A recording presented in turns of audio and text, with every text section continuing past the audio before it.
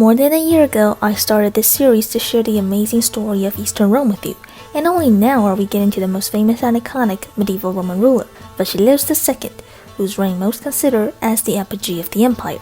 And that's what we'll explore today, the reign of the Bulgar Slayer, his struggle with usurpers and wars with barbarians in Eastern Rome summarized.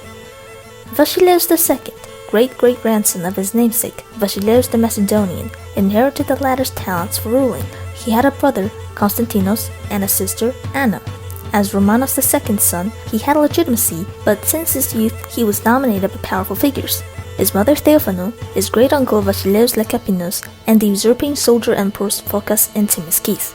Themistokis' death in 976 finally gave the now 18-year-old Basileios the chance to rule, but it also gave him a new set of concerns, enemies within and outside the empire. Basileios was strong-willed and active, unlike his Himbo brother, but was also young and inexperienced, so he relied heavily on Lekapinos, who adored him and taught him the art of ruling. He also recalled his mother to court. Now, Rome's enemies took advantage of the death of the daring Themistokis. Fatimids drove the Romans out of their Sicilian foothold and Bulgarians revolted. The sons of Bulgarian Commons Nicola led this revolt and helped the deposed Tsars escape. They became known as the Formidable, and they made Boris II's brother, Roman the Tsar, though they were the true power of Bulgaria. The most capable among them, Samuel, became Basileios' worst enemy in the future. But now let's look at internal matters. Themistokis' friend, the cunning, charismatic Domesticus Bardas Skleros, declared himself Basileios, and Lekapinos tried to stop him by making Petros Domesticus instead, but it didn't work. Skleros took Byzantine and with his allies, like the weak Emir of Mosul, stirred a rebellion. Petrus and Michael Vortis' loyalist army was defeated and Vortis defected to Skleros. While retreating, Petrus got imperial reinforcements under the eunuch Leon in 977. Leon won a victory over Vortis, but Petrus was killed at the Battle of Regiae and Skleros became the master of Asia. He still had to take the capital to usurp successfully, but the imperial navy prevented that, buying precious time for Basileios. In 978, Lekapinos freed Bardas Skleros to fight against Skleros, his old foe. Though Phokas lost the Battle of Pankaleia, his friend David III of Tau, a Georgian prince, gave him refuge. After Theophano appealed to David's ex-general Tornik, Phokas got 12,000 Georgian cavalry under Tornik and at the Battle of Karsianon in 979 decisively beat Skleros, who fled east. Phokas became the new Domesticus, David got some Roman territory, and Tornik found the Avira monastery on Mount Athos. It would seem by 980 everything was fine, but no. Skleros was defeated, but Basileios thought him on the loose was still a threat, and the empire was still not run by him, but by Lekapinos and Phokas. The former was a great politician but power-hungry and corrupt, while the latter was a great warrior but too aggressive. Basileios was too strong-willed to be bossed around for long, and that would lead to more challenges to his rule. He had only one confidant, Nikephoros Ouranos, who helped him negotiate the return of Skleros with the Buyids, a new Muslim power and now rulers of Baghdad, where the rebel fled. Ouranos and Basileios agreed to a deal favorable to the Buyids, while Lekapinos was ill in 982, who got furious when he found out. He plotted to get Ouranos imprisoned in Baghdad when retrieving Skleros, so the deal broke off and now there was a rift between the two Basilei. At the same time, Otto II, despite having a Roman bride, invaded Roman Italy but got crushed by the Arabs, so Lekapinos made Kalokieros Delphinas the Carapano of Italy, who cleaned up Otto's mess. Meanwhile, in the east, the Fatimids helped themselves to Themistokis' conquests. In 983, they took Damascus and Aleppo was besieged. Phokas saved the city, but he extracted too much payment from it, then he pursued the Fatimids to Emesa and burned the city. Aleppo was a Roman vassal, but they weren't exactly happy with Phokas' heavy-handedness, so in 985 they stopped paying tribute, and that led to a brief conflict which distracted the Romans from the Fatimids, who took Valanias. The emperor made Leon Melicinos the dukes of Antioch and forced him to retake the fort, while he finally broke free of Lekapinos' yoke. The heartbroken old eunuch soon died. Basileios wanted to get rid of Lekapinos' men as well. He demoted Phokas, Delphinas, and Melicinos, and to prove his own valor, he planned a military campaign against the Bulgarians. That didn't go well. In 986, he led an assault on Serdica, but failed. Then he suffered a massive defeat that shaped the rest of his life. At the mountain pass of Trajan's Gate, Samuel ambushed the Romans and sent the Basileios fleeing for his life. Bulgarians retook eastern Bulgaria, while Basileios' prestige plummeted. The generals he disgraced were ready to riot, and Skleros was also back in the empire. The situation seemed grim, but the disaster of Trajan's Gate and the ensuing chaos turned this headstrong youth into one of the greatest Roman emperors of all time. In 987, Skleros again aimed at the throne and took Melitene. Phokas did the same, with support from Delphinus, Melissenus, David, and other powerful figures. The two Vada even tried to unite against Basileios, but Phokas betrayed and imprisoned Skleros, then took Abydos. Basileios may have had to deal with one last rebel, but the situation was desperate, and he needed a lot of help to save his throne. He got that from Prince Vladimir of Kiev. Now, this Rus ruler agreed to send 6,000 Rus warriors to fight for the emperor if he could marry Anna the Purple-born. No royal Roman princess has ever married a barbarian, yet Basileios was willing to make a grand exception on an extra condition: if Vladimir would convert to Christianity. Anna wasn't thrilled about her new husband, though this was an event of huge importance in Roman and Russian history. Rome got the loyal Varangian Guard, and Russia got Orthodox Christianity. In 988, these famous Varangians arrived, and Basileios' fortune started to turn.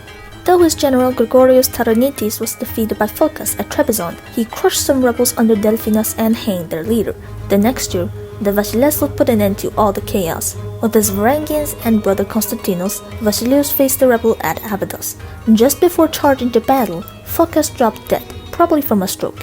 His army surrendered and released Skleros.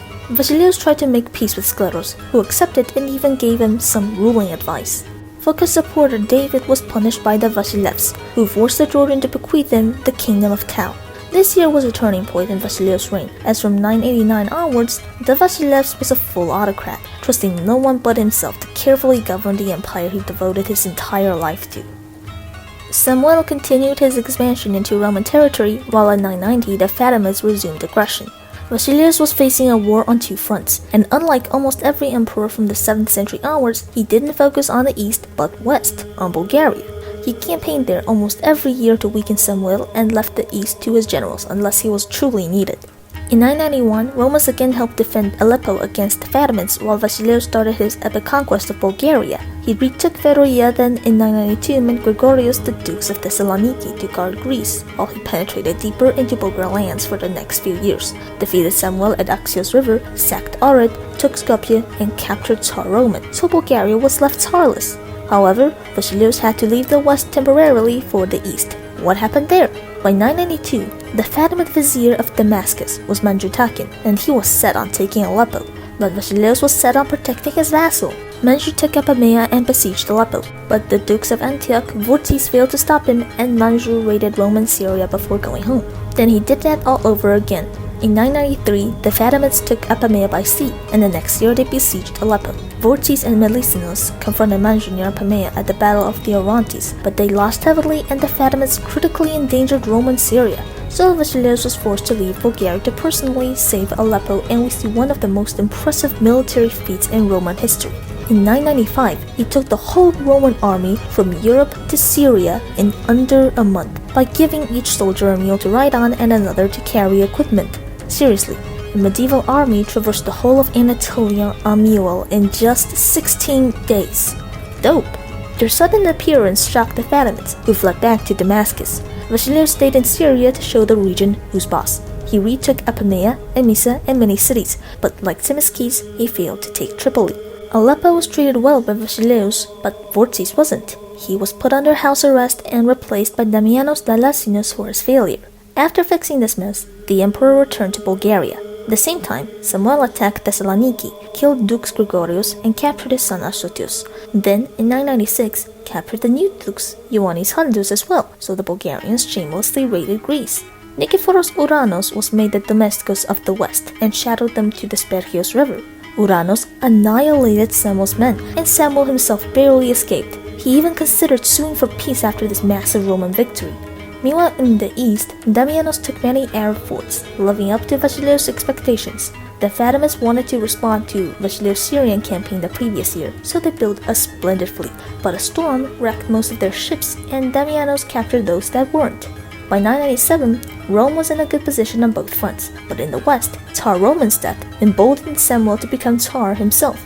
Yet the situation ameliorated in the east, as Manjutakin rebelled against the Fatimid regime and the Vasilevs refused to intervene much, so when the civil war was over in 998, Basileios was on good terms with the Fatimid Caliphate. Sadly, Jaish, the new governor of Damascus, wanted Syria for the Fatimids like Manju, and Syria was again in war. At the Battle of Apamea in 998, Damianos broke through Jaish's lines and almost won, but he was killed in action, causing the Romans to panic and be defeated.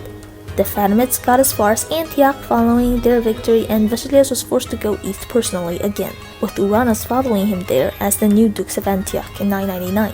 Basileios first buried the fallen Romans at Apamea, then he sacked Temesa, burned Arca, but failed again to take Tripoli. At the turn of the millennia, in the year 1000, the Fatimids finally agreed to a peace with the Romans. Now that Basileios was done with the Arabs, he could focus on the Bulgarians. Before that, he had one more matter in the east. David of Tau died, and the Vasileivs was ready to claim his realm as inheritance. Georgian nobles like Gorgon and his son Bagrat received Roman court titles, and Basileios returned to Bulgaria, where generals Nikiforos Xiphias and Theodorakianos launched a lightning campaign up to the Danube Delta, capturing Pliska, Preslav, and securing eastern Bulgaria that Themistokis conquered by 1001. That year, Gorgon acted up and attacked Tau, presumably due to jealousy, and Ouranos had to face him, but the next year the whole matter had been resolved by diplomacy. Also in 1002, Basileios captured Vidin. Samuel's realm grew smaller every day, and in 1003 he tried but failed to take Adrianople. In 1004, the Romans defeated Samuel at Skopje and took the city. In 1005, the Romans regained Dyrrachion thanks to Asotios Taranitis. He had been imprisoned by Samuel, but the Tsar's daughter Miroslava fell in love with him, and Samuel had no choice but allow their union and make his son-in-law the governor of Dyrrachion. Asotios and the Romans of the city contacted the empire and surrendered Dyrrachion to Roman rule. Then he and Miroslava fled to Constantinople. We know little of Basileios' actions the next decade, in Bulgaria or otherwise. We know that it was mostly quiet in the east, and Ouranos was able to compose an extensive military manual, the Tactica. Gorgon died in 1008, and Bagrat III became king of a unified Georgian kingdom as David III's other heir.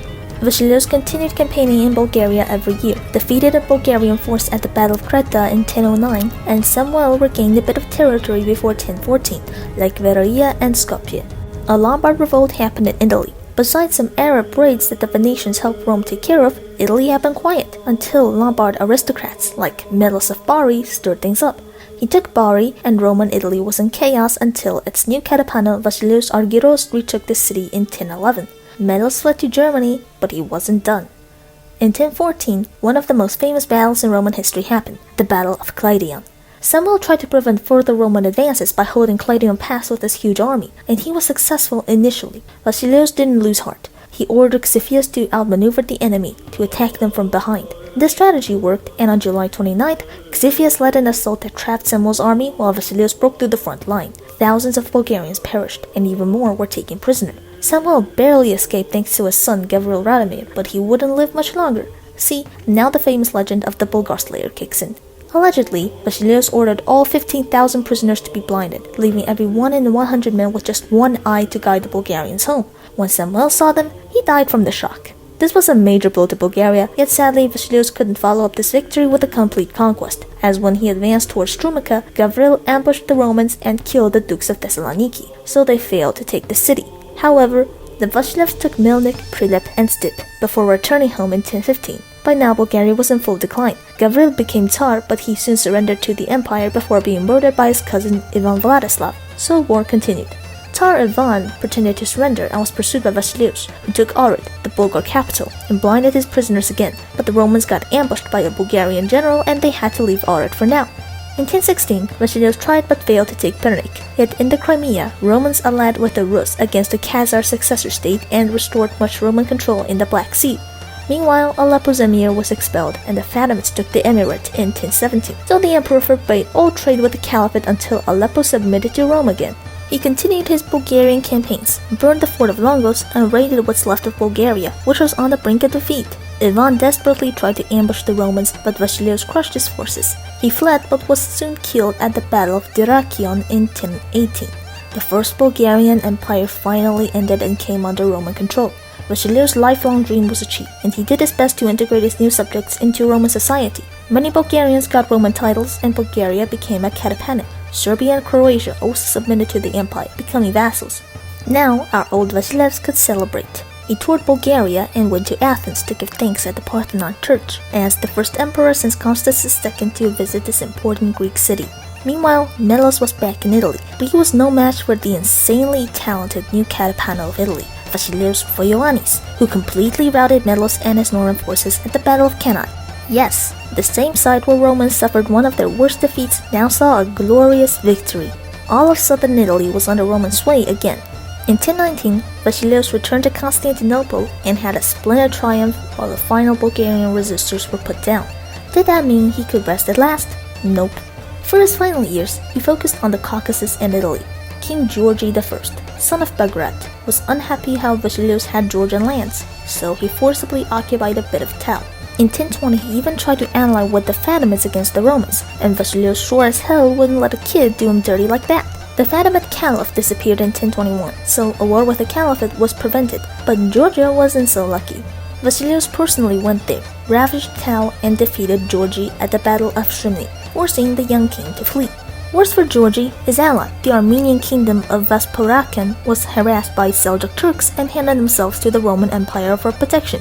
Basileios gladly accepted and made Nikiforos Komnenos the Kerapano of Vaspurakan. In Italy, Voyevones continued being awesome, captured Salerno, and made the Duke of Capua recognize Roman suzerainty. In 1022, Georgi desperately got two Nikifori to revolt against Basileios, Xifius, the heir of Cleidion, and Phokas, son of Bardas Skleros Phokas. The rebellion soon broke down due to jealousy between the Nikifori and Basileios meddling, with Phokas killed and Xifius arrested. Then the Romans won a decisive victory over Georgi at the Battle of Sphinx, and Basileios' portion of Georgia was annexed for good, so now he just had to worry about Italy. German Emperor Heinrich II tried in vain to progress past Voyevones' fortifications in Italy before going home crestfallen. In 1023, Basileios returned to Constantinople. He eliminated some political rivals while Voyevones fortified Italy even more. The next year, the daring Kerapano invaded Croatia and captured his king's family as a show of Roman strength to the Adriatic states, as Basileios wanted to retake Sicily next and needed the Adriatic to behave. The Sicilian reconquest was supposed to happen in 1025, and both Basileii prepared vigorously, but tragedy came. In December 1025, Basileios died at the age of 67, and the great emperor was buried by his brother Constantinos in a church outside Constantinople. The death of Basileios marked the end of an era. He brought the empire to its greatest extent during the Middle Ages, but with no children of his own, his brother and nieces dominated Roman politics for the first half of the 11th century, leading to the end of the Macedonian dynasty and conflict between the civil and military aristocracy, causing the Roman army to gradually soften and suffer a catastrophic defeat at Manzikert less than 50 years after Basileios' death. This ill-planned succession was the only main fault of Basileios II's otherwise extraordinary reign. He transformed himself from a spoiled palace prince to one of the most successful Roman commanders through determination and perseverance. He overcame the challenges of prominent usurpers and proved himself as a harsh but just ruler. He was not loved but was respected by all. He devoted his efforts to one objective, the conquest of Bulgaria, and he succeeded, making the Danube the Balkan frontier of the empire once more. He didn't try to make gains in the east, and he only campaigned there 3 times, but each time he did, he made it count. The likes of Basileios will never be seen again, and soon we will dive into how his life's work got ruined by incompetent successors. I will finish this video by reading the Epitaph of the Boulgaroktonos. Other kings of old, other burial places for themselves ordained, but I, Basileios, born to the purple, placed my tomb on the site of Heptamon, and I sabotaged from the endless toils which I accepted in battles, and which I endured, for nobody ever saw my spear at rest. From when the King of Heavens called me Autocrator of the Earth and Senior Emperor, but remaining vigilant through the whole span of my life, guarding the children of New Rome, when I marched bravely to the west and as far as the very frontiers of the east, settling countless trophies all over the earth. The Persians and Scythians bear witness to this, and along with them the Abazgin, Ishmael, the Arab, the Iberian. And now, man, looking upon this tomb, reward my campaigns with prayers.